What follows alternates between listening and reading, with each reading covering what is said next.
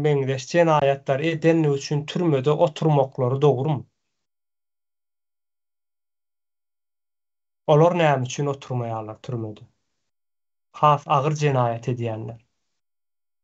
Eger kanun olar üçin işlemeýän bolsa, onda halk üçin işlänok diýmek, halk öz kanunyny ýöretmeli bolýar ortalykda. Başga nemesi ýok bunyň çözgüdi. Men Parat kardeşime söz bereyim. Sağ olun. Sözlerinize. Bizim arada birmeli. Niyem için halk korkmalı. Korkmak ne demek? Niyemedin de korkmalı. Halk anlaşan düşünür, bilen o, benim fikrimce. Ne düşünüyen? Korkmalı. Adam ölürsen korkmalı. Oğlu etsen korkmalı. Hili doğrulusan korkmalı. Doğru mu? Şuna da korkmalı tabi. Niyem için siyasete usulü ya doğrusuna etti deyip korkmalı.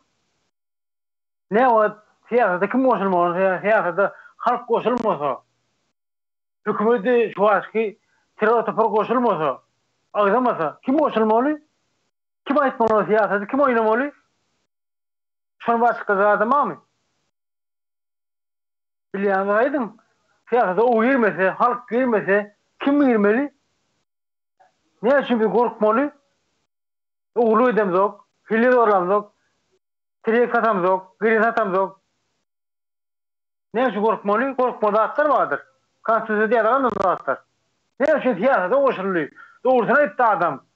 Talep etti, halkın talep etti deyip korkmalı ya bakmalı zaten. Ara halk şunu düşünün ol. Şunu düşünün ol. Milisiya günden çıktı. Korkmalı ya milisiya çıktı. Seni korumalı aslında. O milisiya de şol. Milisiya seni koruyan hep ağırlık alıyor. Kasar ediyor. Ne bir de onu korkar. Yanlış. O fikir. Ya doğru. Halkışını salıptırlar akılına. Ne ben başına tüccar kriyacasını da kalsaçamı meri gayet doğru yollu. Oğlum şunu korkucunu uğurlumen anlardan yani düzgünü bozup çatığı basıp uğurluyor. Ana son adamlar var. Ne şu ona beyti milisiyen hupsuzluğu yol uçur kuluğu. Sen yolu düştün mü? Sen işte hupsuzluğu arıyor. Yolu sana ben edecek olan sen yolunu geçip bilen yok mu? Şunu durumlarımı mesafesi var. 3 minut ya şimdi 2 minut. Şu geçip bilmesen şu geçip bilen o öğrenin bilmiyorsun onu. Çok ayıp. Bilmesen de sen ya satmanı borçlu. Evet o sen geçeyin kayı. Herran, ulan geçeyin beni, sakla beni diyeyim yolu. Pul çöplemeli zat yok, düzgün yok o tanrıları. Yol hareketini doğru oyuncu olmalı. Sonra düşünmeli. Milisyon seni korumalı. Millet de seni korumalı. Ya da kim oraya? Kim hizmet ediyor? Halka düşman olur. Halka düşman. Olur ne edip yani bilen olur. Vizifesi bilen olur. Sen doğru atmaktan korkmalı. Vatandaşlar hiç korkmalı. Doğru atmak neyi satmıyor. Men uğurlu edeceklerim. Uğurlamak diyecek. Onun için beni korkuyor. Yenisi yalı. Uğurlu edeceklerini uğurlu edemek diyecek. Onun için üstümüzde yalı. Onu ben yalan sen diyene. Uğurlu edemek diyecek. Üstümüzde yalı. Hemen saklı uğurmayız tamam. Yeni üstümüzde yalı. Sadece bu yanlışlık var. Adamın alımsızlığı, bilimsizliği var. Bilgisizliği. Her adam bilmeli bu hakları. Öz borcunu konstitusya yalan konstitusiyada. Okumalı şu an bilmeli. Bol vatandaşlar bana çağırttım şu. Yine de sonra üstüne yetir. Şimdi Parat aydan rahattan da şeyle neme vardı ne yol nimet hakkında aýtdyň. Yol düzgünlüğü, şopurun yol düzgünlüğü berza etmek üçün ilki bilen yol gerek bolýar. Eger yolun gowy bolmasa şopur gürüňsiz yol düzgünlerini etmeli, bozmaly bolýar. Çünki yol ýok o taýda, yol düzgünlüğü berza eder ýaly yol ýok Türkmenistanyň hiç bir ýerinde. Onda diýmek yol gödäwçilik gullugynyň gerek ýeri ýok o taýda. Bu bir ýalňyş. Indi Türkmenistan yurt meçhörünü alaly bütün Türkmenistanyň sistemady şu wagt ogurluk etmek üçin yaradylan bir sistema. Yani şeýle at berýärler, Türkmenistan ogurlugyň cenneti diýär. Kulaklanmagyň we ogurluk etmegiň cenneti diýip at berýär Türkmenistana. Şeýle bir ýurtda jenaýatçylaryň bolmasy ýa-da bir bölek insanyň türmäniň içinde bolmasy da ýalňyş. Bäde dogry bolýar. Çünki ýurdun özü jenaýat etmek üçin gurulan. Ähli alynan işgärler hem şeýle salynan işine.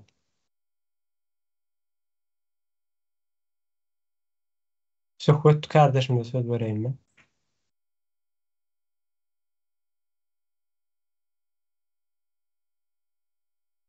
Ene şolar ýanky towagyny göterip ýörenler bar, ýa bolmasa şoňa meňzeş grajdançylyk etip ýörenler bar.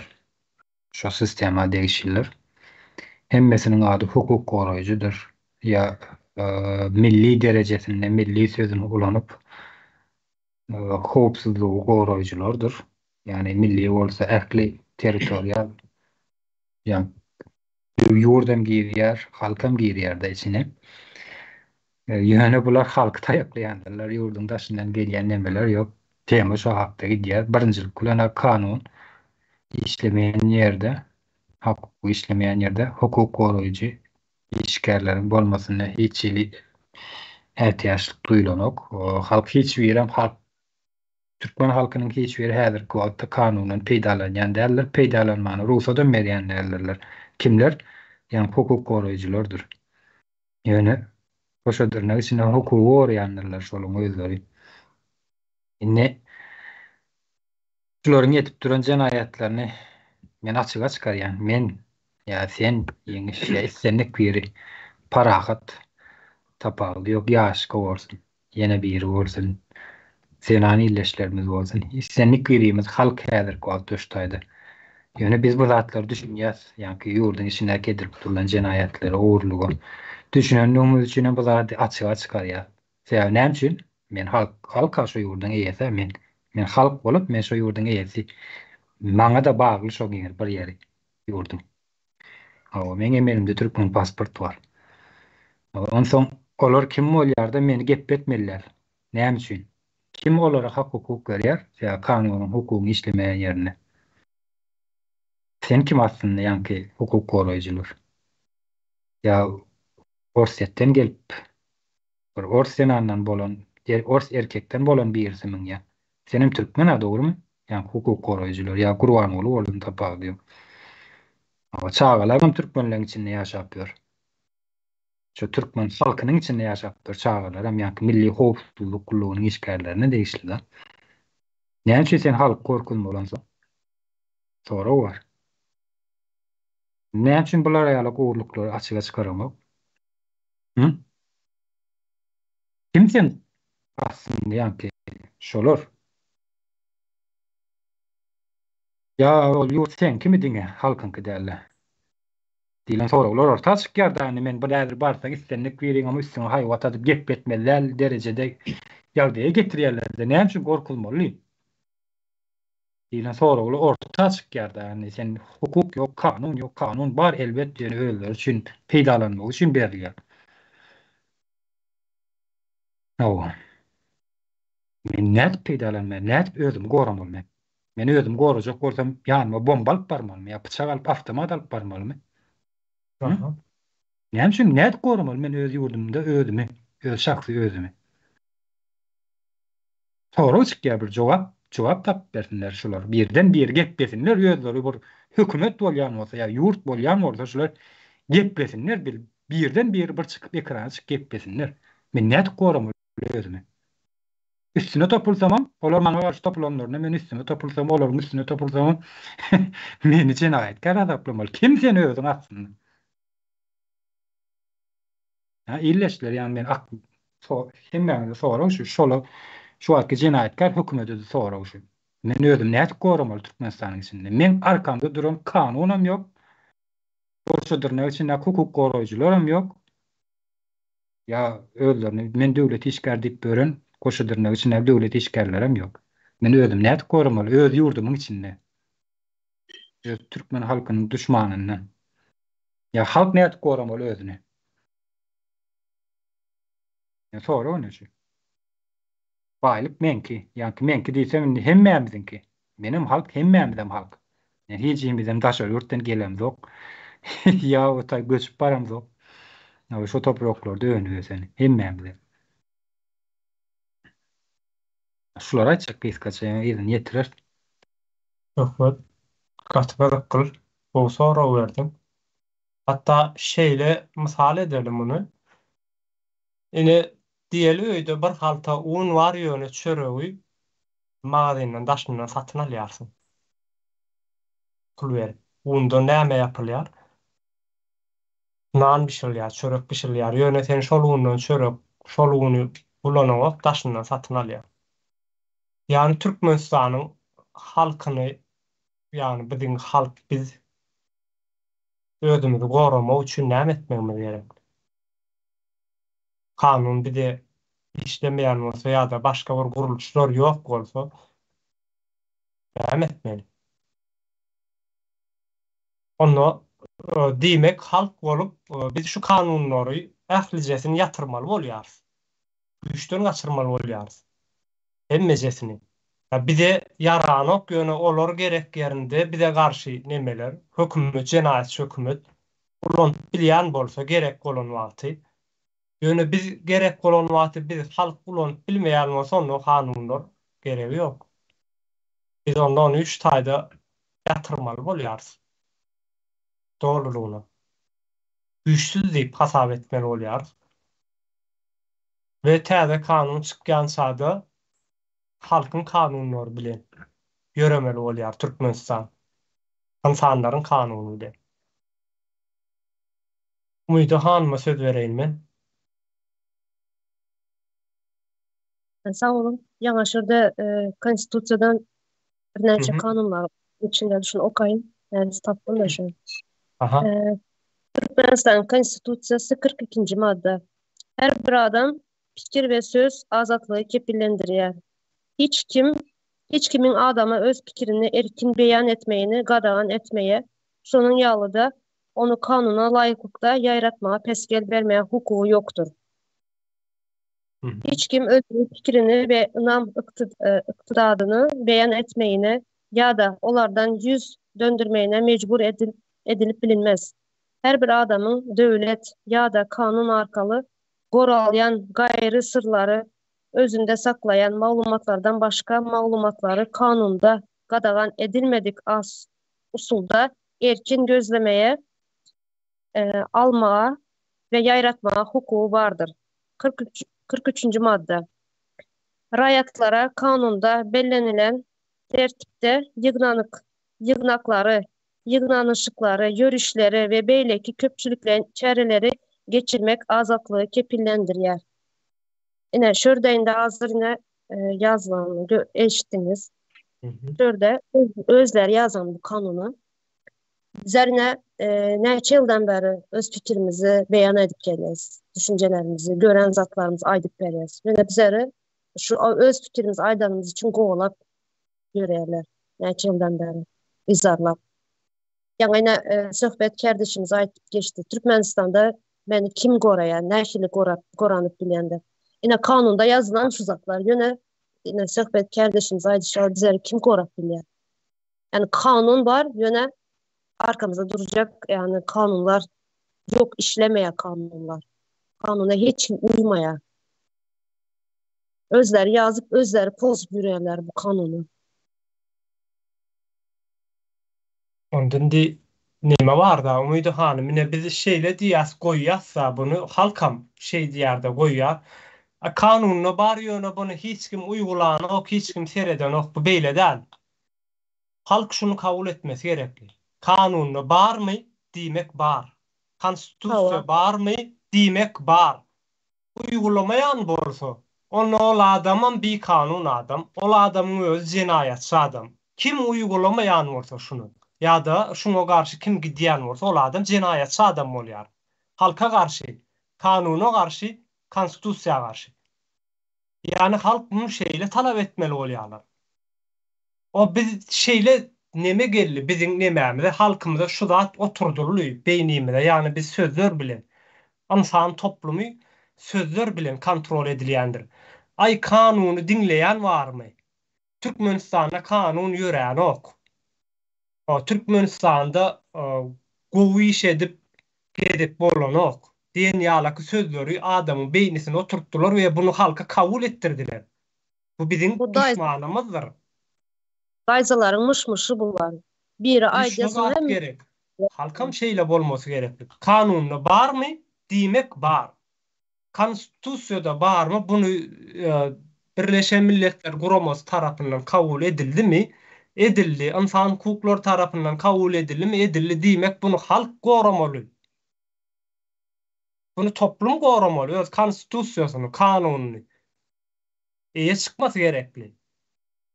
Ayo kanun işleýän ok 5 manat berseň işleýär bolmaz, işleýän ok diýip 5 manat berip berseň bolmanam işlemez. Hiç kim işledesi gelmeýär. Çünkü o kanunlaryň ählijesinde ýazyly zatlaryň hemmesinde halka peýdaly zatlar ýazylyr. Emma Menem onu şöyle işletmeseler özlerine peýdaly. şu geçen yadınıza düşse gruppada şu kanunlar bölüp bölüp paylaştım. Altına kaplanacak kanunlar dedim. Bar. Yöne dedim. Ama yöne dedim okasan bu zatları katı gızıklı zatlar var. O kap görmeli. Bizler ön bilmeyedik bu zatları. Yani doğrusu yurtun içinde vakti bilmeyedik bu zatlar. Yöne gelip ağzı o kap gördük. Elimize kitap alıp yani ne de var. Telefona girsen Google'da hem mezat çıkıyor. O kap gördük. Doğrudan altına kaplanca kanunlar var. Yine Yankı Aydışın yalı bize de mışmış yarattılar. Hemmesi yurtun içinde şunun yalı. Kanun var mı diyorlar. Kanun yok. İşlemeye kanun diyorlar. Yine kanun için yazılıyor. Kanun ağda halk için yazılıyor. Onu bize iyi çıkmalı kanunlara. İşletmesen işlemez. Hayat tanıma söz vereyim ben.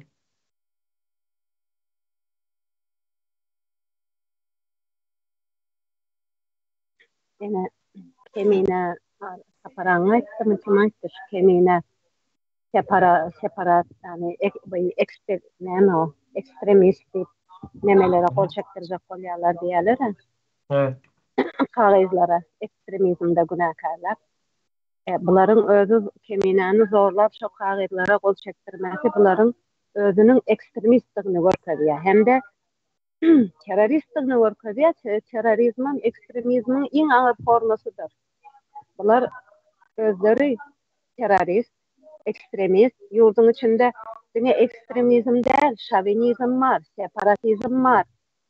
Demet koytturlar, neme deyler ona, bir elit döret koytturlar, ol elitler hemme zat etmek bolýar, beýle ki tada halka işrat etmek bolanok. Bunların ahulları vardır, gelip mekteplerde vaaz okuyandırlar, mektebin içine girip. Bunların prezidentlarının suratı mektebin kitaplarının içinde ne işi var? Görün edaranın içinde, çağalar bağında, mektepte, giren yerinde şuların suratı atılıyordu. Hatta toylarda, toy mekanlarında çelli şuların suratı atılıyordu. Maşgalanın içine giren bular siyaseti bilen. Hemme yerde var. Bular siyaseti bilen her yere girme hakkı var da halkın hakkı yok mu siyasete koşulmaya? Onda bu işli her dat etmeli halkın hiç daha da hakkı yok mu? Yani anlatacağım kanun yok yurdun içinde. Yani için Aşgabat'da başka velayetlerden girdilen haklar. Yani için öz topraklarımızda halkı çeklendiriyorlar. Niye daha hayat kanunda yazılanmıyor? Kanunun yokluğunu anlatıyor. Yok yurdun içinde kanun yok. Hayfis veren halk görsen hiç içinde kanun yok. Şu böcek meselesini alalım, böcek meselelerini. Sansiyalar nerede? Yani için karanoklar, marini böcek basıp gider. Nire karaya bular? Kurmuşlar işten yok demek. Milletin özü çare gösteriyor. Özleri bir çaresini gözlep neme hareket ediyorlar. Hiç neme kuruluşların karanokları hiç bir kuruluş. Onda kuruluşlar neme gerek? Näme üçin bu guruluşlar döredilipdir onda? Näme üçin işlenok bu guruluşlar? Kanunun ýoklugyny anlatýar. Ýok, ýurdun içinde kanun ýok. Evet hanım, kanun yok diýmeň. Kanun bar ýöne işledip bilemiz yok. Bize bilemiz yok kanuna. Kanun yok değil, kanun bar. Gaty go kanunlar bar. Ýöne eýe çykyp bilemiz yok. Onu häzir yerine neme ders oturduk Umydo hanım. Aýdyp bolsun Hayat hanım. Boldumy? Mhm. Dinlemede biz sözler ulanýarsa şeýle bir zat ulanýarys. Yani islemeden istesek islemesek olaryň käbir ulanýan sözlerimiz biziň garşy tarapynyň nemesine peýdasyna bolýar. İstesek islemesek ulanýan sözlerimiz. Kanun olar üçin barda biz üçin näme üçin ýok? İşlemeýär. Konstitusiýa ne bar diýäse biz Türkmenistan şu wagt 180 ýaş döwletiň kabul etmeginde. Yani Türkmenistan diýilen bir döwletiň bardygyny 180 ýaş döwlet ikrar etdi. Bar diýip hasap etdi, kabul etdi. Ve bunuň konstitusiýasyny kabul etdi, bar diýdi. Bunuň şu wagt prezidentini hem kabul etdiler. Gurbanul Berdimxan ilkini ýazypdy, soň Gurbanul Berdimxan kabul etdi. Soňra Serdar Berdimxan diýip kabul etdiler. Bular resmi bir şekilde. Ýöne bular resmi bir şekilde bular näme diýerler? Şeýle bir zat biz açyklamamız gerekli. Başla. Halkyň adyna ýazylan konstitusiýa bar. Kanunum bar. Bunu halk kabul etdi diýen bizi ulanýarlar. Bizden sorosuz iýdegsiz. Hamala biz şulary kabul etmişik. Biz eger de bunu resmi şekilde bular öz atlaryna, resmiýetiň arkasyna bukulup bunu ulanyp bilýän bolsalar, indi halk näme edip bilýär? Bu taýda halkyň ýeketäk bir çykalgasy bar. Hakykatdan kanun, konstitusiýa bar ýöne halk üçin hiç bir zat ulanmano. Olar öz resmi atlaryna buýsuryp isleýän zatlaryny edip bilýärler. Halkyň ýeketäk bir çykalgasy bar bulary agdarmak. İlki bilen şular ýok hasap etmek. Bir kanun hasap etmesi gerekli, ondan sonra da bular ayırmak. Yani revolýusiýa etmekleri gerekli halkyň. Hökmany suratda bunsuz bolanok, çünkü bular resmi. Yani hakykatdan hem Türkmenistanyň adynda yani dokumentany geçýärler.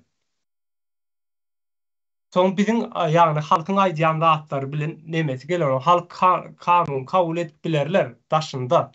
Daşynda biz özgür ifade edip bilerse özümi diýeni ýurdun içindekiler bunu edip bilen oklar. Bastyryp ýatyrýarlar. Onu araşdyrýanam ýok. Ýurdun içine girip beýle kuramaly. Men Parat kardeşime söz bereyim. Bir konstitusiýa bar, dogry bar. Ýöne şonu bilen ok ýaşar. Her ýaşar o dahy okurdurmy kaşany? Konstitusiýa bar diýen aýdýanlaryň konstitusiýa näme diýerler-de? Ýaş olan konstitusiýa näme? Bilmen ok, okudulmadyk. Mektep döwründe, sadyk döwründe ödülmeli hatda çağalara. O ýaşa meni çöreklerim bilýän konstitusiýany. Şonu öwretmesem bilen oklar. Mekteplerde hukuk güzerlerine şonu hatta öwretmeli, bilen berilen ok. Şonu bilmedik, şonu şini bilen oklar konstitusiýany. Bilmezsem gorkkalar.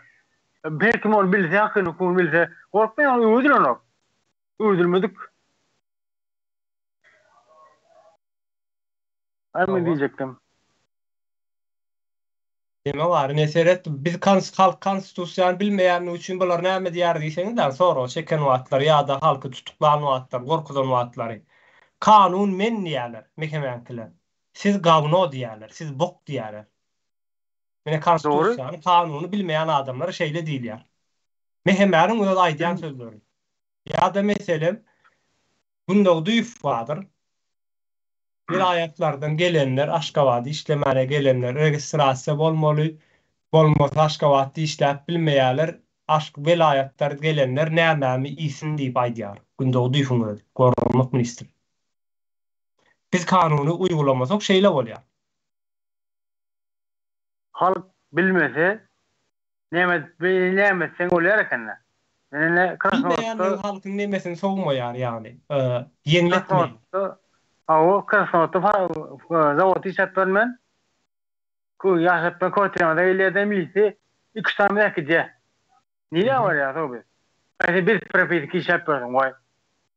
Bir Türkmen sana o der işecek. İşler tip birleştirdiğin işe yedik geldik. Bir yakadip bağıktıracak öyle. Özlük bağı mı? Özlük bir ektirecek öyle da yani. İşte daha iyi piyadalar kayıttım. Yakadın 10 kilometre yere kayıttım. Sonra kan sen birazcık ışıklı oradan bilsen böyle korku ödünden. Beni bilmeyenler var. Kim bilmeyen atken. Doğru. İkile gideli. İkile okuş onu ben dedim. Özet bileşimi ödünük. Benim bağ ekmeğe gelme o da işleme gelme. Bunu deyince işte. İşten gelme ödü deyince yazacak. Bağ ekmeğe etme ne? Şeyi deyip bilmeden bolan ok. Bilen ok. Kantos yani neyem yadım. Neyem pozul otayda. Ürüdün oklar. Açıkçası. Aydın arkadaşlar. Ben sizin borlu. Aslında yarım ýeni zafırda öwreden oklar diýmem öden bir näme ýagdaý. Kemsedici bir ýagdaý bolýar. İnternetde hemme zat bar sen näme üçin öwrenip diýen soraw gelýär. Bolýar men uzatmaýyn. Merdan kardeşim de söz berýär. Türkmen internet var Tap bolýar. Parahat gerek bolsa tap bolýar. Men aýtýan şu wagt internet bar. Ulanyp ulanyň diýsem ulanyp bilýärler. Şu wagt 13-14 ýaşly çağalar internete girip arasa YouTube görüp bilýärler öden VPN'siz, tölegsiz ýagdaýda diňe Wi-Fi bar bolsa ýeterli. Bu wagt türkmen halky bahana gözleýändirler. Ay internet ýok, ýene näme, VPN pul çykýar, ýok, yalan hemme zady, ählice zady bahana. 13-14 ýaşly oglanjyklar, gyzagaşlar kompýuteryň başynda açyp bolunmajak zatlar açyp internete girip oturýarlar. VPN'siz öden pul tölemän diňe Wi-Fi'lar var yeterlik. Bu zatlaryň hemmesi ertekidir, yalandyr, ananma. Size ýurdun içinde gaýdýan adamlar bunu diýen bolsalar diňe ýaltalykdan diýendirler, biperwaýlykdan diýendirler. Men gördüm. Men 13 ýaşly, 14 ýaşly çağa bunu edip bilýän bolsa, beýlekler näme üçin edip bilenok? Näme üçin okap görüp bilenok? Merdan kardeşim aýdyp berin. Şeyle yani türmeler näme üçin gerek bizim ýurdun içinde diýip soraw geçdi yani. Mahkemelerim etmeli vazifesi. Türmeler aslında İsrail'in koloni diktatörlüğü yani dirediş yani durmuşunda yurdun içinde öğren yanlış hareketlerle halka ziyan yetiren olsa devleti yani devlet var olsa sonra bir doğru yola salmak için yani bizim Türkmenistan'daki türmeler o rejimi layal saklamak için sonra virüsle yer deyip aydanında bakteriya yani mahkemelerim etmelisi yani milli hukukçuluk yani benim içeride daşarda en başma var. Bela gelmeden öňünden yaşadım yani yedim öňünden görüp urama olmadı. Onlar olsa aslında şu ulu oyuncular yani benim topraklamın sömüren adamların adama mengesatlarım koronu için ediyorlar. Şimdi kanun aysak kanun hakkında kanun döredilende halkın tümülen yani halk için halka yararlı olan için ortak bir esas kanun çıkıyor ona da ne değil konstitüsyon. Şimdi bir konstitüsyon garanti Türkmenistan'da suat men prezidenti oruna geçen öyle oruna oturtulan adamlar adama megnestat ortaya çıkıp böyle adaylar menfaatını içen garanti olmana diyen olsa böyle görüyen adam halkın dünya ziyanı işleyen olsa Sanki halkın aydınlanmağı şu fayda. Aslında halkın aydınlanmağı için ulukan adam gerek. Elbette dostum. Yurt sömürlendiğini bilen bolsan, boldu sen aydın adamsın. Öne şonu alıp götürmek gerek yani. İstere gerek de. Halk yönetmeli. Özüne yaramayan büyük kanun yani konstitusiya ve onun garanti olan hakimiyetleri silip süpürmeli bolýar. Ona da tebigatdan yani doğuştan verilen var. Hukuku var mı? Dine şayda istel gerek bolýar halkta. Yani halka öz yurdu gerekmi, ya çağların geleceği gerekmi? Atawaların geçmişte edilik edilen en atalarımızın tarihini kaldırmak gerekmi? Şol soru yüze çıktı. Öğrenmek, aydınlanmak için suatki. Asırda isafis, malumat, bilgis, kaynağı internet olup bu olamayan kaçmıyor. Ondan istemek gerek yani çıkan diyen yani bir düşünce var olan doğru. İşte dediğin halkın iradesi gerek. Şu halkın ziyanını işte Kur'an kanunu ayırmalı, hakimiyetler değil, başka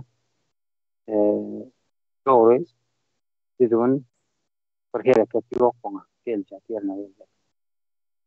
Şeyler sağ olun. Tamam. İnternet yok diyenlere men şunu aytmakçyda. Türkmenistan'da internet yok, biz görüp bilen bu. Habib diýip Türkmenistan'a bir bagyş bardyr. Şonuň aýaly bardyr. Şol islendik videolaryny internete goýup bilýär. İstendik yerinde. Yani propaganda edip, dini propaganda, şu wagtky rejim propaganda edip. Siz näme üçin goýup bilen? Siz gorkak mısınız yani? İnternet yok, internet bak Türkmenistan. Bu neçenli yani internet yok, aybalar girip bilen ok, erişip bilen oklar diýip bu nemeler adamlary lälik siretdik mi, ne hilleki bolup bilem ok, bir hil neme berdik de bularyň ellerine. Sebäp berdik, bahana eder ýalyky bir sebäp. Ýöne bunuň soňuna ýetdik, biz araşdyrdyk. İnternet gaty bar eken. Men sebäp şaýat bolan zatlarym bar. 13-15 ýaşynda çağalar tölegsiz VPN, sizine VPN plança pul berip girýändirler. VPN-siz ýagdaýda internetiň islendik saýtlaryna girip görüp bilýärler. Sähelçe üstünü işleten bolýar. Diýmek bularyň hemmejesi bahane eken, geliňsizlik eken. Başka hiç bir zat değil. Habibin aýaly özüniň reklamalaryny şo taýda goýup bilýän bolsa beýle halk näme üçin öz arşikaýatlaryny goýup bilen ok. Ne sonra şo taýda bar. Tapar kardeşimle söz vereyim ben.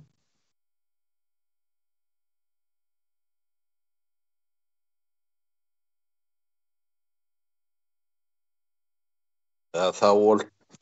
Ol yemiş. Ben yani kampüste o arada gördüm ettiniz de. Bazı iyiydiniz. O parat iletişimden okuduğunu okuydular. Mektepte. Niyeme? Ben bunu başta aydıptım.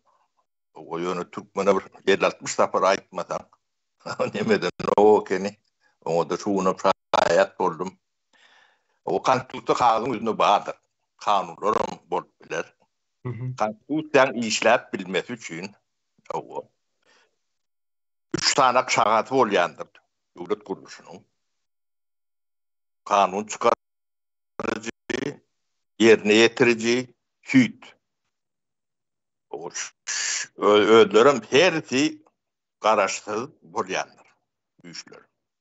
Şu güýçleriň memeti bir ýerik bir adamyň ýa-da bir topuň eline geçen ýagdaýynda konstitusiya işläp bilen ok. Konstitusiýanyň özüne diýerdirandyr. Hiç kim döwleti eline geçirip bilýän nädir? O tilçuma üns beren yok. O konstitusiýada gowy zatlaryň ýazylyp biler. Ýöne döwlet bir adamyň eline. Bir adamyň eline konstitusiýada kanunyň diňe halkyň garşysynda işleýändir. Tapara onu halk näme işleýär diýilen soraw çykýar ortalıkda. Milyonlarça halk bar awtayda. Ha, öyle. Halk näme işleýär? Olur näme işleýär? Solar şoňa näsuat aýdy o Türk ýadydan çykarýardy. O Türkmenistanda kanunyň işlemesi mümkün däl. Sebäbi näde? Sebäbi kanun ýa-ni güýçlüň üçüden bir adamyň elde geçen. Buna konstitusiyon adarşyk diýilýär. Adyny goýun. Dogry goýun. Dogry. O konstitusiyon adarşyk näme üçin bolupdyr? Näme üçin edilipdir? O sizi sömürmek üçin edilen zatlar. Hawa. O indi o konstitusiyon dogry ýazylypdyrdan bunu işlen okýarlar. İşlemesi mümkün näle? Döwlet bir adamyň elinde. Onam siz bilýäňiz. O döwlet bir adamyň elinde orada hiç şeyli kanun, hiç tadı işlemesi mümkün näle. Hiç adam işlemez diyelim. Döwletin howpsuzlygy tertine nemedilýändirdi. Biz 250 milyar dollar 6 adamyň adyna aýtdyk. Bakarov, Ahmet Çalık, Firtaş, o Firtaş, onun öyleki Erol Tabancı, Görgü Kutelis, da şunun çıkaran demesi 25-28 yılda 250 milyar doların üzerinde. Devlet howpsuzlygy o näme howpsuzlygyny goýýamşyn? Ha? Ne soraw? Siz şu sorawlary berip bileňiz. Illeşler. Şu zatlara düşüneňiz. O bular döwletiň howpsuzlygy 250 milyar. Ähli türkmeni 30 ýylda owurlady, nämetdi diýenleriniz şu 1 milyardan oğurlan nedirler? Türmelerde yüzlerce, milyonlarca adamlar yatanlar. Ähli Türkmen. Siz buna namaz eden yok. Şurada görüp bilen yok. Ya da hasap bilen yok. O Türkmenistan'a kanunun işlemesi üçün yani güç dağıtım vardır. Tamam. Kanun çıkarayan orgun garaşlı olmalıdır. Tüyt garaşlı olmalıdır. Yerine getiren orgunun işini yerine getirmelidir. Hem de adam kontrollü olmalıdır. Cemiyete hem de açık olmalıdır. Yani çünkü yapıklık var Türkmenistan'da. Açıklık olsa kanun işlemeli oluyor. Çünkü yapık. O kanun kağıdı ne meydanda bulunur? O ne? Yine de başa dönüp geliyor. Kanton kuruluşunu dikeltmelidir. Son dikeltmeyen sizin kanunun hiç vatam işlemiyor. Yine men separasiye sonra vereceğim. Yani ayttınız da. Ne seyredin? Güçler bir adamın eline geçti. Bu doğru. Türkmenistan'da kanun, konstitusyon, kağıt yüzünde bari işleyen yok. Bu da doğru. Yöne bağır mı? Bağır. Yazılgı mı? Yazılgı. Türkmenistan'da resmi taydan bütün dünyada Türkmenistan devleti deyip kabul edildi mi? Edildi. Türkmenistan devletinde halk yaşayar deyip bağır mı? Bağır. Indi seyredin sapara bunu kanunu, konstitusyon, hukuku, ähli güýçlüğün aýrylşygyny bir adam ya da bir gurumy eline geçirdi. Indi bunu biz 1000 ýyl garaşsagam, sesimiz çıkarman, bir perway bol, şu halk 1000 ýyl garaşsa da bular bu eline geçiren zatlaryny ýüzüne bermez. Bunun çıkışı nähili? Näme edip çykmaly? Yani kanun bar diýip halk oturup bermelimi? Eline geçiren bolsa diýmek iň soňunda halas etjek, bu sistemadan baş alyp çykjak ýerde halk alyp çykmaly. O çıkarlasyn ýerde tapara. Geniş çıkarlığa ne teňş sözдөňü o Köban işgärleri yani yollar Rahmanov'un bilgiler oturundur. O berdi Muhammed Hönbingden oturandır. O soruları. O tesir eder mi kendine? Bana. O ödleri. O derlerinden gaydar. Neme diyen. O dünyanı bu erteki alak olandır. O Indi pärlerinin gaýtmasa da Saparairoviç yani halk egerde bir dat ýalňyş giden wagty bir ýyldan 50 ýyldan bolsun halk barur ayağa galyp rewolýusiýa edýär-de. Ähli ýerlerde de şeýle bu. Yeğeniş.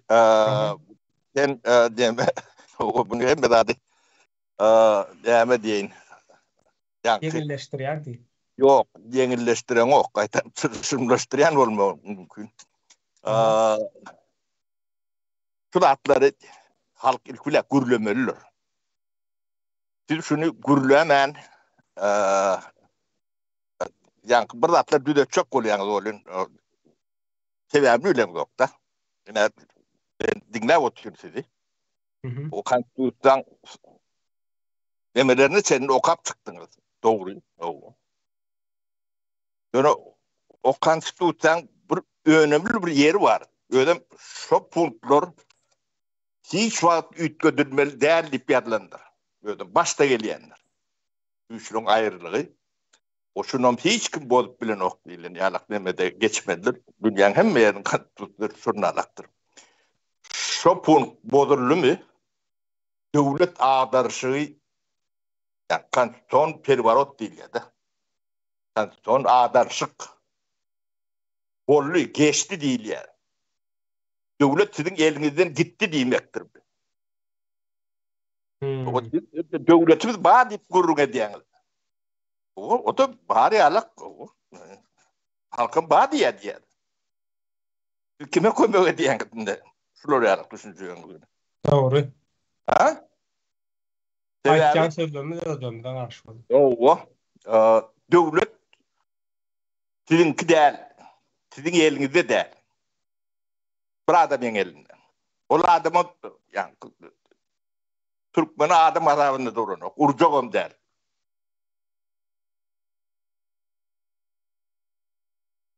O şonu şura sen aýdanlar.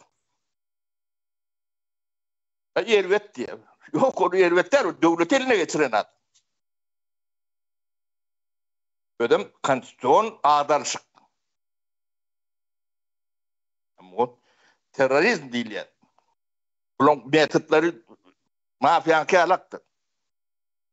Şu bir adamyň eline geçenne 100 ýyl taryhy alyň, dünýä taryhyny.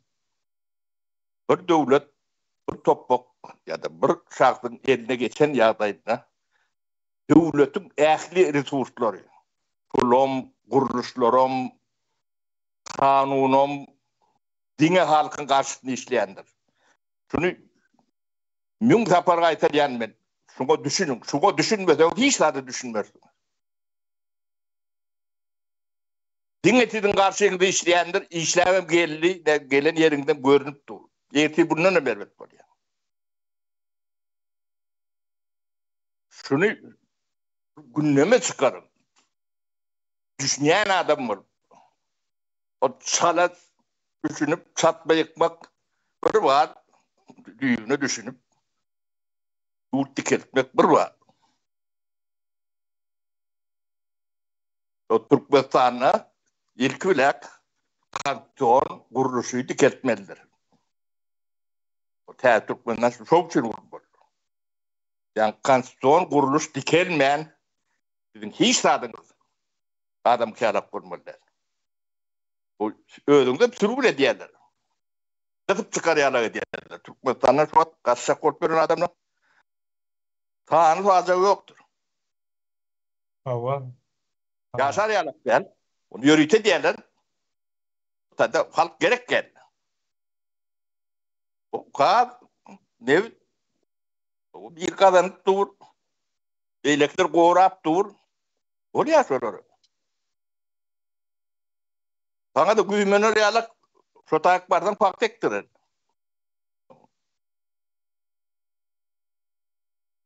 Ana şu büyük mesele doğru düşünseniz çözme mantıktır.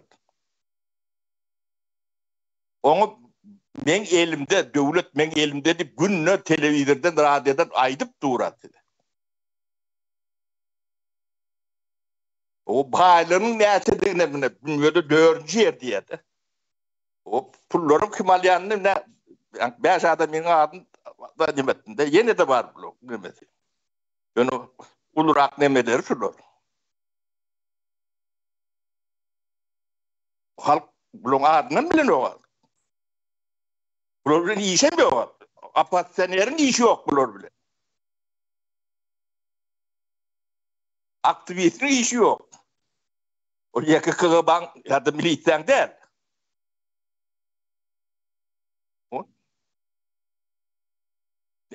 Evet, çok bu devlet. Batları öğrenmelisiniz. Olya başlan kayan vurladım ben batım nemetmeyin. Hava. Para. Hakikatdan bu kanun bar diyar, doğru bar. Kabul edilen bir kanun bar yönü. Kanun halk üçün bolmaly. Aslında döredilen wagty bir ýerde şeýle bir gödömüze getirip bilýäs-de, meselen bir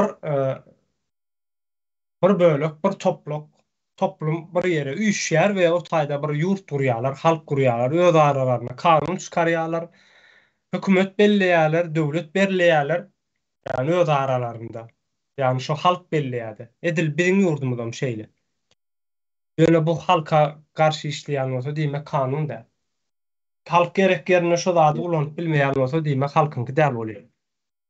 Onu halk Yeme bunu yeňiş çalışmaly bolýar. Yeňiş neme entek bu zatlarym öwrenirsiňiz, ýuwaş öwrenmeli. O. Men aýdýan zatlarmy mekteplerde, üniversitede, yani tarih sapagy, siyasat sapakları, cemiyet öwreniş sapaklary geçilýär. Hawa. Bu taýda öwredilmeli zatlar şu zatlar. Para. Bu elementar zatlar.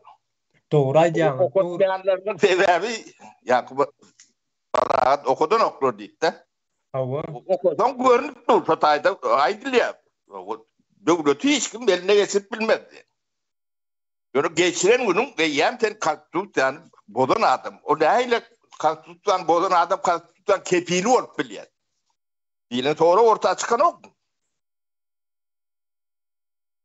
Çıkar. Näçe bu sonra veren dok? O neyle kepili olup bilýär hem ýa-ni güýçleri öz eline ýygnanan. Özüm elime ýygnanym günde aýdyp durýar o da. O halk bunu görmeýän bolsa men ne güne ýok diýer. Hawa şu öňünde kepildirip salam berip dura. O bu düşünmeýän Güýçlerde ýerine çökerdip salam berdirýär. Halkyň gözüniň alyny edýär bura. Sapara Gençler söz vermedin bir her bir aydan hemen öyle komentar Sen alırdın ya. Yok sen var her bir geplen adam uyydundan son komentar berýän biraz gelin galdyryp duranlar var bir söz ver yeňiş. Men el galdyryp duranlar söhbet hemmesine söz versem men öz pikirlerimi aýdyp bilem o. Bolýar sen her bir söz alyp aýdyp geçen adamyň uydyna komentar bersen o taýda näçe mut gitýär wagt gitýär yeňiş bir aýtjak bolýan zadymyz ýa gitýär. Men neme bereýin? Haýsy galdyrdyňyz öňürtü? Hökümet el galdyrdy dämi? Hökümet söz bereýin.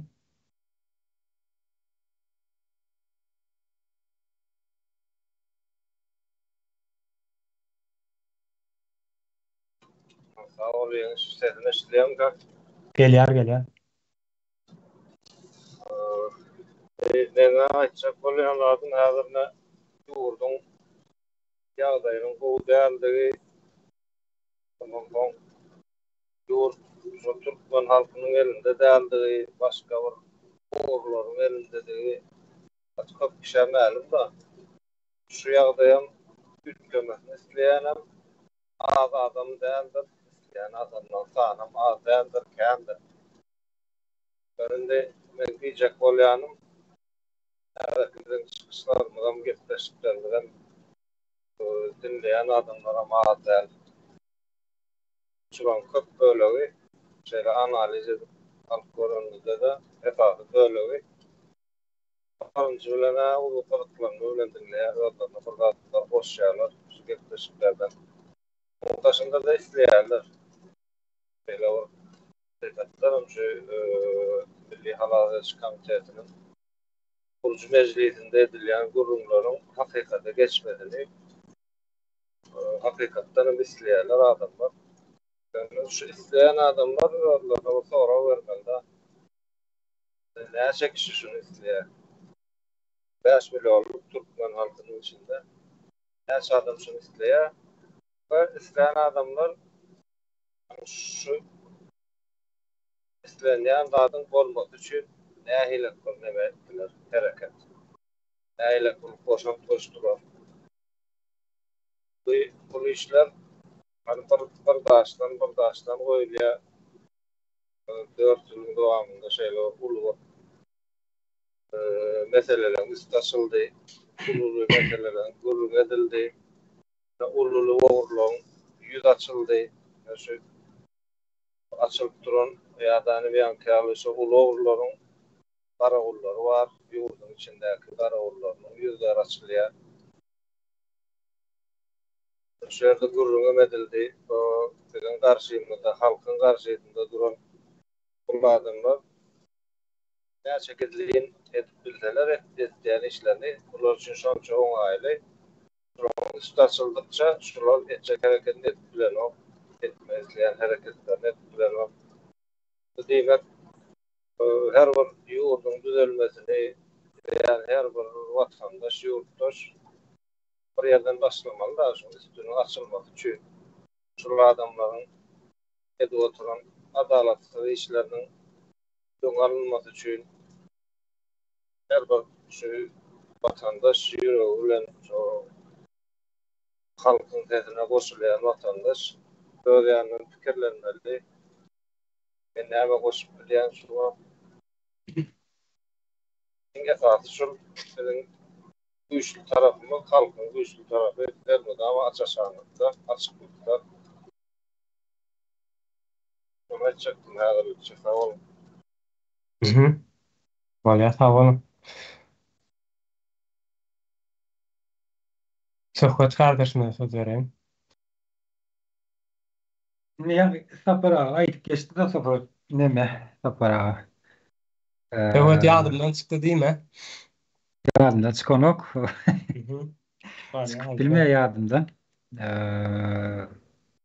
büyüce ele geçirdim deyip günlük ayıp dur elbette o onu televizörlerde propagandasını etip durulur. Yönü bizimle benim halka yani beyliklerim Tuguluk'taki ehli Türkmen halkına şu içimizdeki aramızdaki ilişkilerin bir halkın bir bölüğü. Eğer şunu şu berdim Hömetov'un yanına akılar şunu dillen bilmeyen olsalar halk dillenmeli oluyor mecbur. Yani dillenen halkı şular ne için sessiz kalmağını isteyenler. Yani şolara hakkı kim beriyor? Sonra şu soru verecek oluyor sapara size. Eğer cevap ver bilsin.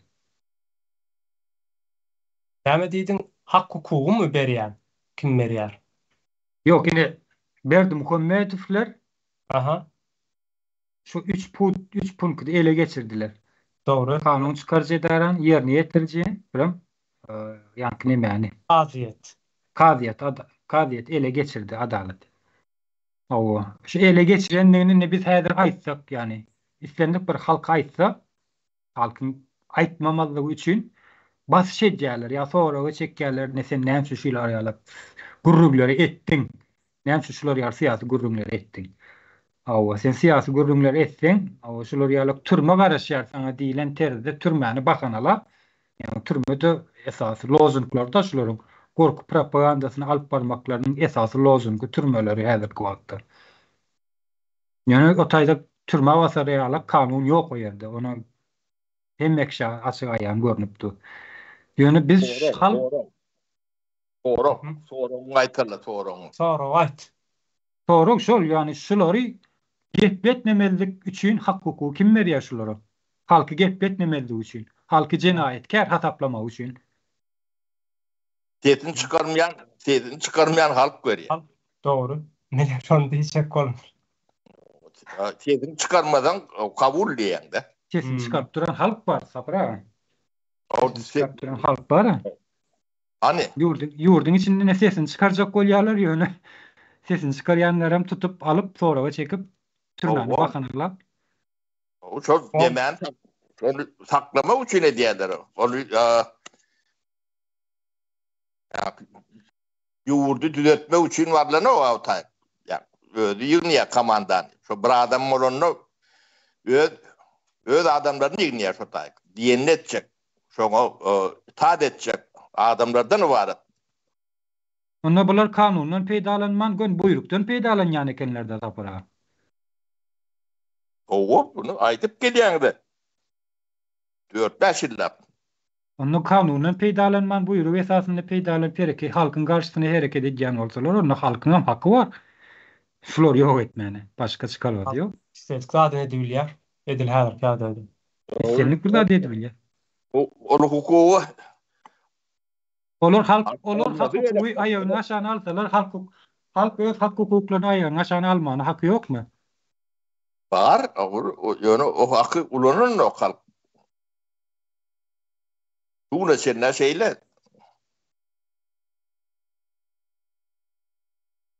Doğru. Bundan sonra O olan yatan halkı böğrünü de o yoracak mı sen? Yo bundan sonra sistem oyun bol ya sapara. Bundan sonra sistem oyun bol ya. Olur kim olur yo? Doğru kağıda bar olsa ol kağıda bar olan da adam üstüne basılap geçen olsalar halkan bulanın üstüne basılap geçmeli oluyor mecbur. Öyle şey öyle getiriyor. Halk başka yol seçenemen diye. Yani bir dalıp bir yere kaçıp gitmek. Seçen yolu şu var. Yo parmak kapsana aymal götürün. O yönü vaktin şöyle sapara aneme meydana kaytıp geliyorlar. Yarım yıldan bir yıl vakti var. En ağır soru bir yıl. Ahlice seydine gelmeli oluyor. O da görünüp dur. O görüntü onu görün okulda. Hmm. Ben sorunuzda cevap verdim ödeyen batınızdan bayın ben. Doğru. Benim açık komentarlarıma yönü açmayın. Söhbetten kayınca eşittim. Leyla kardeşim de söz vereyim. Yo el kaldırıp duran yok olsa arkayı Yo, demedi. bar el kaldırıp durun bar şu. Leyla kardeşim de söz vereyim. Haydi verin Leyla hanım. Rahmet söz bergeniz üçün. Ben şu konstitusiyanı kim yazgan? Ne için yazgan? Bu konstitusiyası, kayda kanunları özlerine yürümese halka ne için yürümeli? Kayda kanununu halk için yazgan bolsa, znaç zulüm ötkazmak için, hakkını oğurlamak için, yani halkını yok katı vermek için yazgan kanunları bu. Konstitusiyaları. Onda özleri için yürümese halk için hem doğrudan hem yürümelimez. Sohbeten ben aytacakım aytdı da onda halkam özü ne çıkarıp kayda kanun çıkarıp bulanı devlet ağdarılışqa etip biledi. Hakkı ba onda. Bulanı hakkı bolup durup mu? Özleri kayda yazıp kanun çıkarıp halka zulüm etkazmakni nesi kaydası bolup durup mu? Biz adam şu nemiz bolmalı. Biz hem hakkımız bolmalı. Devletni ağdarmakni. Devletni oğa gerek halk bolmasa. Devlet halk üçün mü? Halk devlet üçün mü? Hiç düşünerli yeri bolmadı bunu.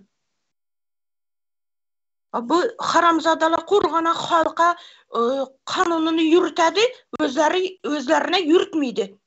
Bu mıhkeme işgarları deydi, polise işgarları deydi, yine komitede işgarları deydi. Hem meçkiden şu kanununu bozup, özleri düzüp, özleri yazıp, özleri okup yürüyen haramzadalar halkını horlap duruptu bir yerde. Dine halkını zulüm ötkazıp duruptular. Anı şu için halkam gözünü açışı gerek indi, yeter. Artık bu oğurlukam yerine yetti. Bize doğru yoldan batırmız mı? bize doğru yoldan batırmız. Lekin bula kıyışık yoldan batır, halkını şu kıyışık yola yeteleyecek boladılar. Ne sebep? Sebebi hakkını uğurlayacak. Bulanı bar yatırgan yeri çukur. Eldinde ne yok? Yol yok doğru. Çukur, çukura gitediler. Bizden yolumuz doğru yol. Bu da kalasa halk bulup halk kozgalsa bize alamız bunu. Devletini ağdaramız. Bize yaş vaktimizde devlet ağdarılışkı degen tarihte bir tema var idi. Mugallimimiz şunu ne taradı da? Ne devlet ağdarılışkı dep inşindi tema öteredik. Men oyliradım devlet ağdarılışkı degende ne eken dep. Indi şu yaşa gelip yine bizlere doğru geldi şu devlet ağdarılışkı nımın dip olacak. Hani şunu aytayım dedim. Boladı rahmet söz bergeniniz için. Sağ bolun. Bolýar. Leyla hanymga togy. Kanun halk üçin işlemeýän bolsa kim üçin işleýär aslında? Ben para kardeşine söz vereyim mi? Yankaydan halka öldürenok. Okuşları, yaşları öldürenok. Ana Leyla Hanım aydıra, bir vaktır bazı diye. Şunu ayırdılar gittiyse, yıllarını ayırdılar. Nedir bağım kaşal? O hukuk tip bir yıl mı kilo kadilene mi vardı?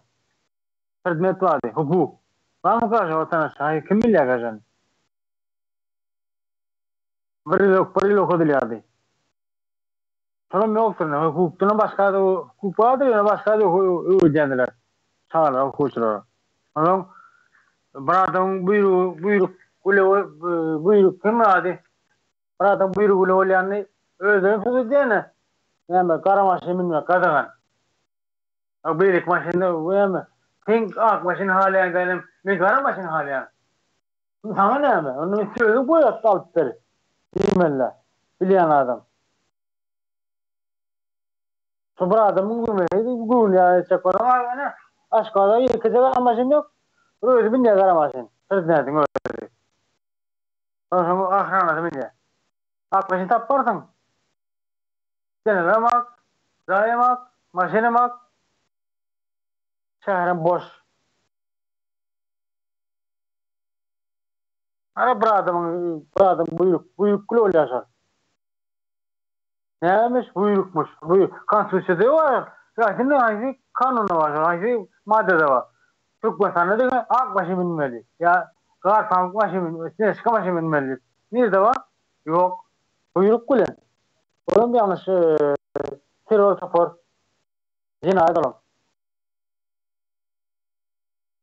Yani gözümü dürsüp duran mesele sor.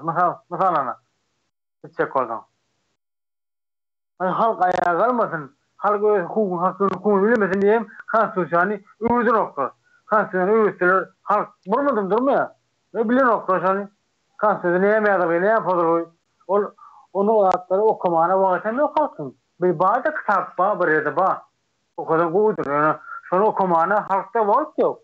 Esirki yiyecek çürük gayrı halk sağ okar mı? Kitap okumana killer rahat arkayın mızlarını da geçen aldı da diyeceğinde kullanarlar. Diyeceğinde kuvvetli var kendine. O sonra öyle ya halkın. Senin gayrı sayılın diyor o. Gayrı destan diye yaşın Türkmenistan. Güler ünlü var ya. Bir de o kadar Türkmenistan ünlü var ya. Hurra. Başka yok. Onu o kadar yok. Ola çıkartmayı problem.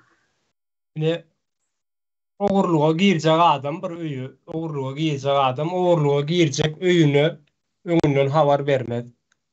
Näme lahtlaryny oğurlajak duňam aýdyp bilmez. Aýtmaýaram. Gizliň girer. Türkmenistanyň sistematy şeýle biz konstitusiýany okudanok, öwredenok, ýöne halk näme işledi? Konstitusiýa okudalanok diýip soran halk barmy? Ýok. Biz kanuny bilemzok diýip soran halk barmy? Ýok. Ýok hiç illi. Gyzyklananam ýok. Şeýle. Hakyrla söz bereyinmi? Sağ olun. Şurada aytjak bolan halk içindekiler bana olsa şu bundan 10 euro migrasiya men buyurkla işleyen men öz opsit diýip atdandyr. Şonu oğulcan birle men telefonu jaňlaşdym. Şonu biýdar de günne bir häkimligem buyurk berýärdi. Ede migrasiya da buyurk berýärdi. Şonu eýem halkyň biýdar boldy. Aýdyp durşat aýdyda. Oturup gowy diňläp manyly diňleten. Halk bukan biýdarny halk. Halis şu oturan terör tohumdan hemmenden. Biýdar halk ödi. Bir tägel öder ýüze çykarmany öz sotaýdy.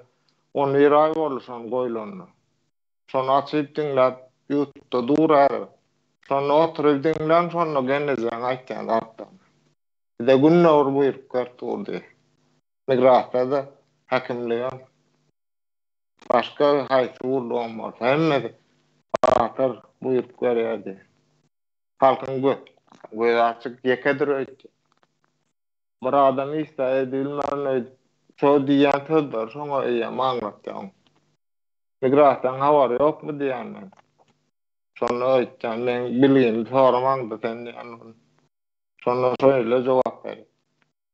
Halkyň göz açykda ýaly bir adam isläýär edilmän gorkdy. Olaryň topuljak, buzacak, agdarjak konstitusiýa. Bilýärler onu. Ana men şonu aýtjak bolum, kardeş.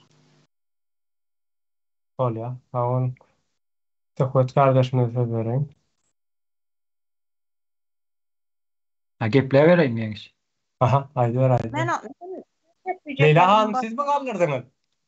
Leyla hanım aldı. Bolya bak. Ha, Leyla hanım bağışlan. Ben görmedim. Yaňa parakat nämiz aýtyp ötdüden. Kesdaşymız bu halkny düşünse, halkny oýlap durgan bolsa, kara maşin mindi, ak maşin mindi, ular bilen ne işi bar? Onu joýy bilen ne işi bar? Başga zaty bilen ne işi bar bulany? Ana şunu bular düşünmeydi. Halkımız kayda kanunu düşünmeydi. Bilimsiz halk eğer bir bu haramkulu zulüm ötkazip bir ne edecek bolsa tohmet atıp yana bir zat etse bu halkımız oýlydy. Bu konstitusiýasynda kaydasında bar eken dep. Ne üçin dese ular okumagan. Konstitusiýany, kanununu bilmeydi halkımız. Ana şunu yine oğurlap oturgan zatlarını döwletniki de boýlydy. Gazla, neptle döwletniki de boýlydy halkymız. Bu hiç kaçan halkını oýlamagan, halkını diňe yep, ýemirip, zatlarını oğurlap, bular ana şunda ettirip halkını ýok atyp bermek peşinde. Halk beçarala daşar yurtlara getip bir mat kazanmak için, çağalarını eklemek için sersan bolup köçede yürüpdiler. Şunça baýlykyň üstünde oturup. Ondan hawary yok. Bu döwletniki de düşündirdiler. Ana şunu bir halka düşündiredi. On bir ne gerek? Doğru düzgün kaydany düşündiredi. O adam gerek bolup durupdy halkymyza. Halkymız gözüni açmalı. Hiç kaçan indi kul bolup kalmalı emas. Bize ne eger şunday etip oturaversek bagalarımızdan kul bolup kalacak. Hakkımızı talep etmeli. Göz açmalı indi. Şimdi vakti geldi. Bula üçün emas bizden gazlarımız, neftlerimizi, baylıklarımız bula üçün emas kuru. Haram kulu üçün emas. Özlerimiz üçün. Türkmenistan halkı üçün. An şunu aytayım dedim. Azgana hoşun dedim yani gepleyenimiz üstüne. Rahmet. Leyla hanım goýlatlar aýtdyňyz ýöne bir dadynız yaramadı diýeýin. Şunu aýdyp bilýän adamlar gerek diýdiňizde. Aýdyp bilýän adamlar bar aslında. Aýdyp oturlar ne meselem siz aýdyp otursunuz şu an. Ýöne diňläp bilýän adamlar. Aýdyp bilýän adamlar bar. Aýdyp otursunuz aýne siz şu an. Haway, izi geterli aýtyp düşündirmeli da halka düşündirmeli. Ondan beter nähille edip düşünürjek Leyla abla. Ondan beter ütdöşük edip altın saýyp mı berjek bularyň ellerine? Senin elinde mesela bir adam gelýär, bir ýylyň dowamynda $657 milyon pulun alyp gidýär diýip aýdýar. Bir ýylyň dowamynda bir adam gelip.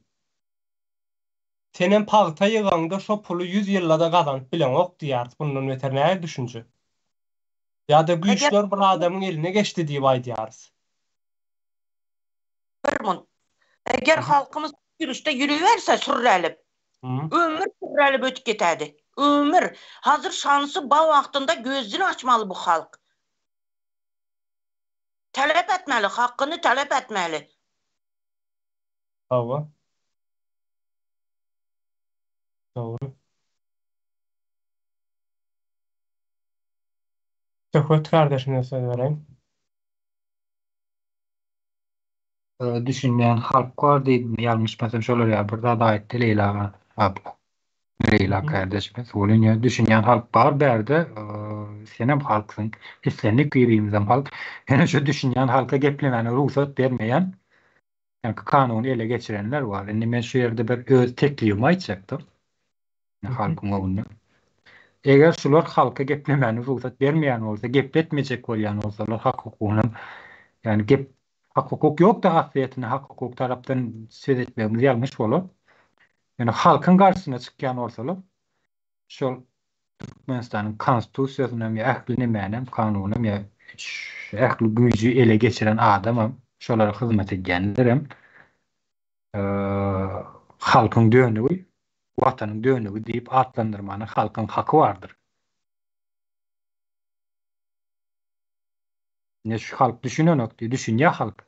Yani şolara gepletmeni ruhsat bermänlikler üçin halk şolar ruhsat beren gepleseň şolar ýaly edýär diýilen bir düşünje bar. Yani bu türme meselesini şoň üçin aýtdyk. Gepleseň türme basyrlar diýilen düşünje bar.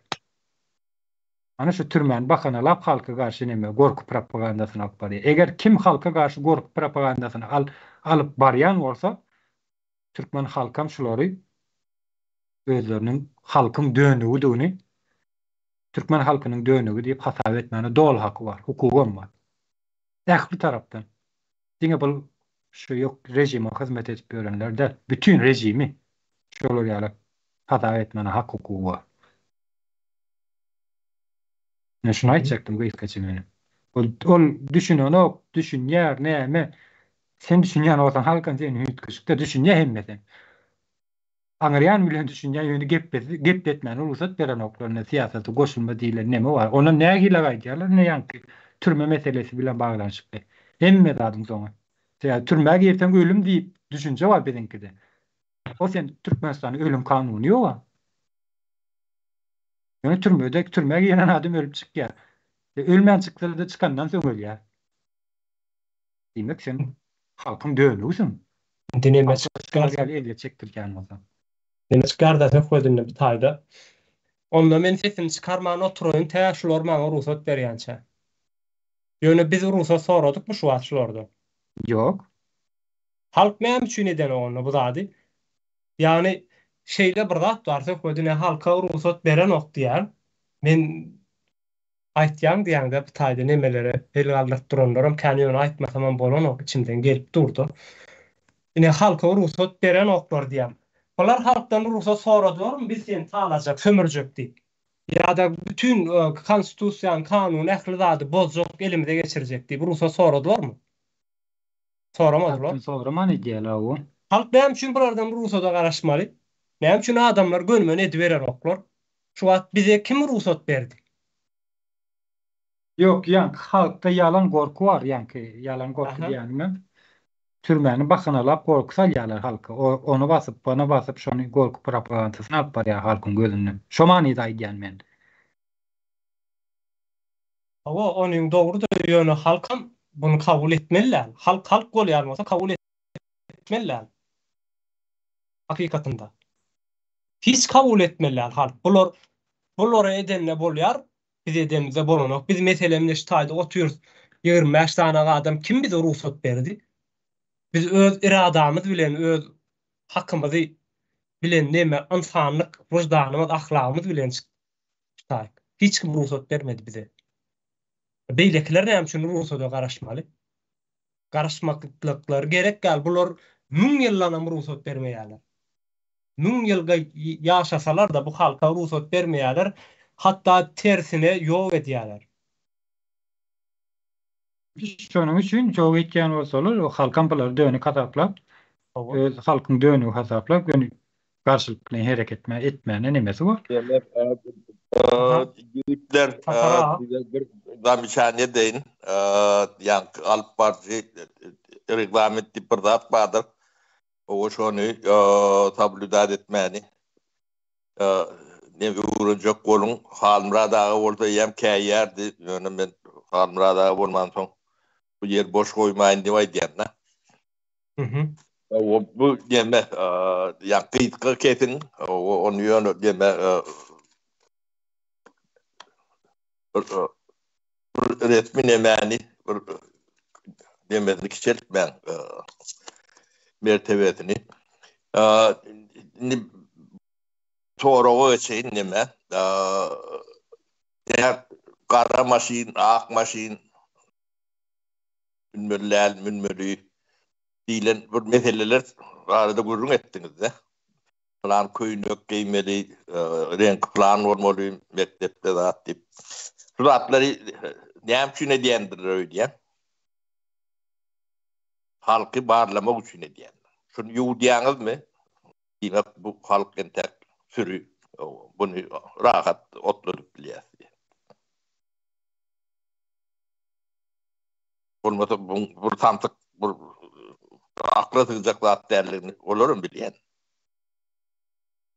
İlmden mi halkın demesini şurayalak demeler bilen bağırlap duruyorlar. Devamlı 30 yılın içinde tin etseniz ken demeleri geçendir. Kaltıp yudiya, yutsan o geziver. Otun iden diye.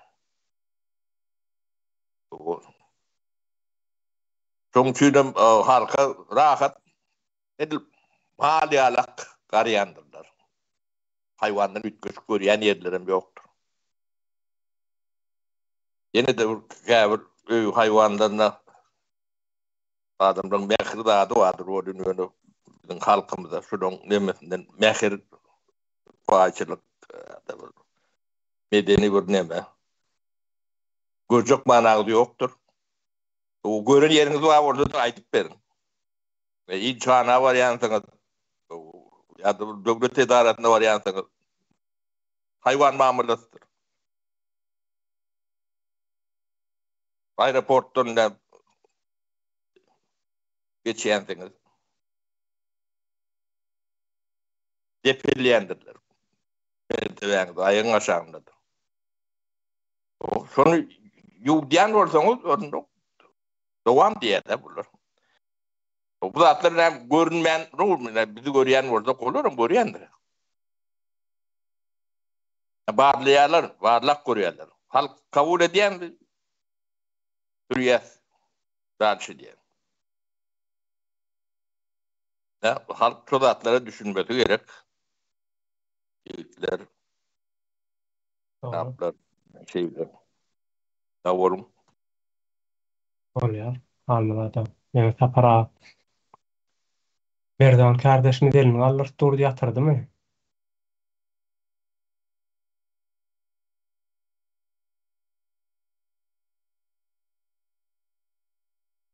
Kakel kardeşine söz vereyim mi?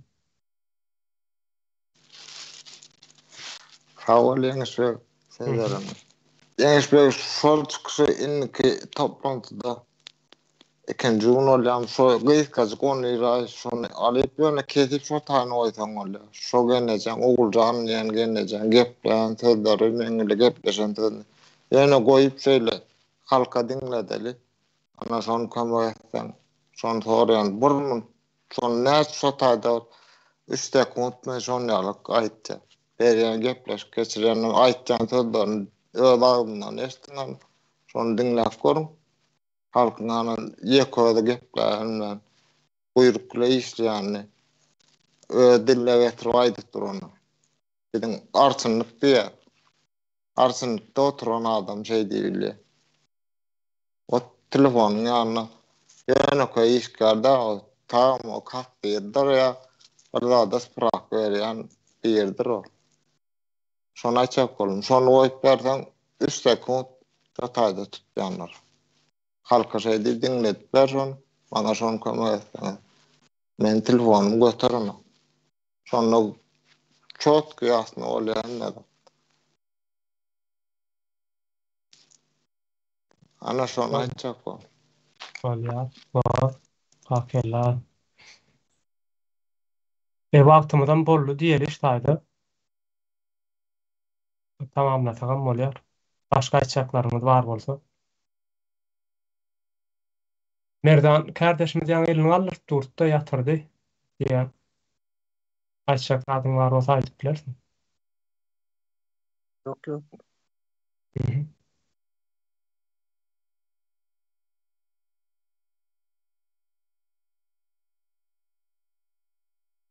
Hayat kardeşime sever onu.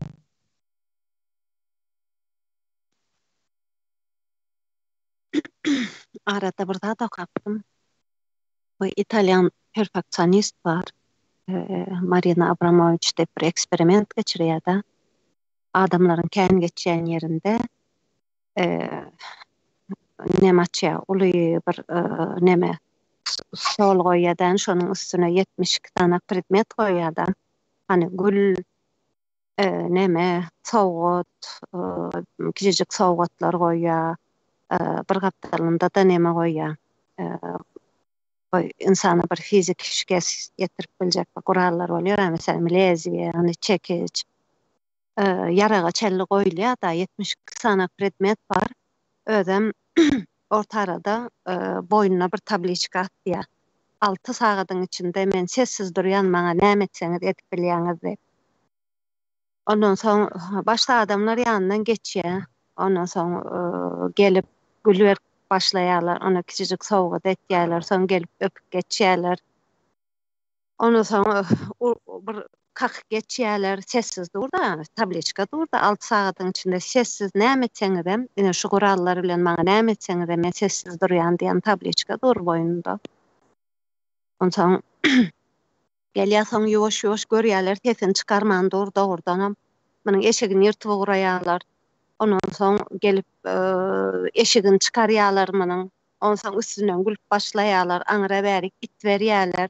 Soňunda eline lezbiye alıp manyň neme lezbiye bilen o ýerine birini kesip guraýarlar. Çekiç bilen urup görýärler aňyrtyna bärtine. Iň soňunda da şeýle bir derejä ýetýärler, ýara galyp yani kellesine koyup atacak kolyalar yankıyını şu yerde eksperimenti durduruyarlar. Diyecek kolyanda adam halk şeydip sessiz dursa halkın hem yağdayı şu yankıyının eksperimentteki yanak olacak. Onun için halk kan biraz ses çıkarmalı. Ses çıkarmasa bolcağı şu halkın. Son saparan dedi da yani üç kuruluşan bir adamın eline geçen vakti kanun halka karşı işleyendir deyip adam halka karşı işleyen olsa onda bular halkın düşmanı oluyor. Bir yurdu gelip güç bilen basıp alan bir düşman hükümünde karamalı oluyoruz biz bulara. Ve senin yurdunu basıp gelen bir düşmana karşı ne edip görüşülüyor? Herkeli metotları bilen görüşülüyor doğru değil mi? Hakan vardır herkeli sen yurdun bak geldi. Senin herkeli korunmağa, herkeli sredstvanı ullanmağa hakkın var. Deyip düşünüyen.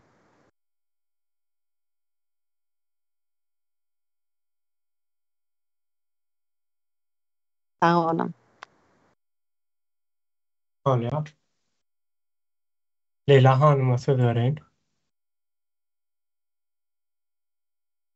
Hayat hanımını aytganına bir azgana ne koşacakman da doğrudan hem halkımız indemi oturaverse öz çörekini özü tapıp sürülüp tapıp yürüp de hazır şunam kolundan alıp iyiydi bula. O aç göz tuxumla. Şunun için bir göz açmalı. Bu çeki bağ mı? Bu barışını çeki bağ mı hiç? Beni canım yankan yeri şu. Çeksiz bu batır bu. Halkını kolundan alıp yiyecekler tapıp yürgen nanını. Bu haramzadalar. Ben şunu aytayım dedim. Halk gözünü açsın indi bir artık yeter. Öylere yettik bulan derdinden.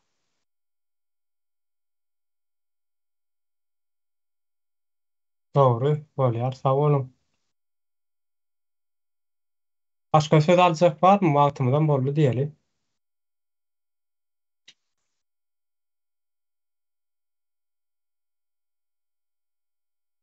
Nuştaýda jemläýeliň şu temamyzy. Inniki bilen şu açanny. Cennet kardeşim. Özereň. Giç yaxşı kardeşler. Benim ahirde aytgalyn onda. Näme kanun bilen ýok diýdiler halk. Nämäni çağalaram mektepden okutmaly diýdiler. Kanuny halk bilmeýän bolsa şonu bilýän nämeler var, adamlar var. Şu üç şahada işläp oturan. Şu kanuny üçden bir adam eline geçiren wagtda meclis geçirilendir, näme telewizorlarda görkezildi. Şu işleri bilýän adamlar sesini çykarmaly, şu mahallar näme elini galdyrdylar, çapak çaldylar, kabul etdiler. Şu mahal sesini çykarmaly, şol näme işini bilýän adamlar, şol näme oturanlar, üç şahada oturan. Şu wagt ses çykarlan olsa bir adam eline geçmiýärdi. Şonu aýtjak boldum da. Indi уже poyezd проехал. Indi owa halk näme etmelinde? Hökümet oňarmaýan olsa halk aýaga almaly. Ýykmaly. Sağ olun, şonu aýtjak. Sağ olun. Bolýar, hawa. Çykarlasam şeýle. Döwlet etmeýän bolsa bu iş halk etmeli bolýar. Başka çykarlasy ýok.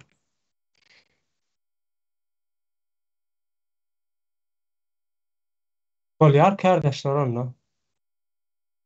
Bugünlükçe bu temamyzy bitirýäs. Nik çaýhanada görüşýänçä sag bolun.